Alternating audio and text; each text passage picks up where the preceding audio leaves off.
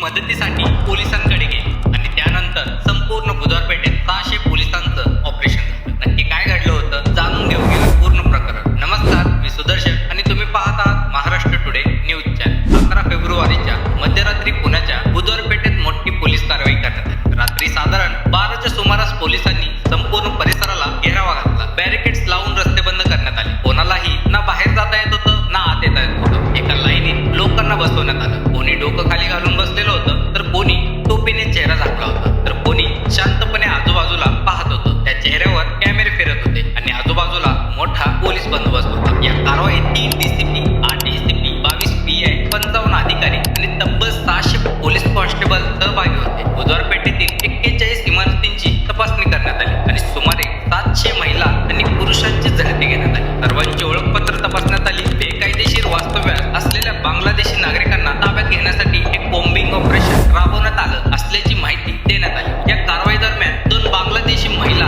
बेकायदेशीररित्या भारतात राहत असल्याचं आढळलं. काही अल्पवयीन मुलींची सुटका करण्यात आली. लातूरचा आणि सध्या पुण्यात राहणारा रामेश्वर बिराजदार याच्याकडून अंमली पदार्थ जप्त करण्यात आले आणि त्याच्यावर गुन्हा दाखल करण्यात आला. सपना बिल्डिंग मधील रणजित आणि त्याच्या साथीदारावर अनैतिक मानवी वाहतूक व व्यापार प्रतिबंधक कायद्याखाली परास्थाना पोलीस ठाण्यात गुन्हा दाखल करण्यात आला. तसेच माचिस बिल्डिंग मध्ये 26 वर्षीय तरुणीला जबरदस्तीने वेश्याव्यवस्था करण्यास भाग पाडल्याप्रकरणी राजन मुल्ला, शांताबाई, जोहरुद्दीन शेख, रेश्मा आणि इतरांवर गुन्हा नोंदवण्यात आला. मात्र या मोठ्या कारवाईची सुरुवात महिनाभर आधी घडलेल्या एका घटनेतून झाली होती. महिनाभर आधी रात्रीच्या वेळी एक तरुणी फरसखाना पोलीस स्टेशन मध्ये धावत आली. तिने आपण बांगलादेशी असल्याचं सांगितलं. 2023 साली नोकरीचा आमिष दाखवून तिला पुण्यात आणण्यात आलं आणि जबरदस्तीने वेश्या व्यवसायात ढकलण्यात आल्याचा आरोप तिने केला. ती कुंटणखान्यातून कसाबशी पळून आली होती आणि तिने पोलिसांकडे मदत मागितली होती. त्यावेळी फरसखाना पोलीस स्टेशन मध्ये तपास पथकात नियुक्त असलेल्या महिला पोलीस हवालदार मनीषा पुकाळे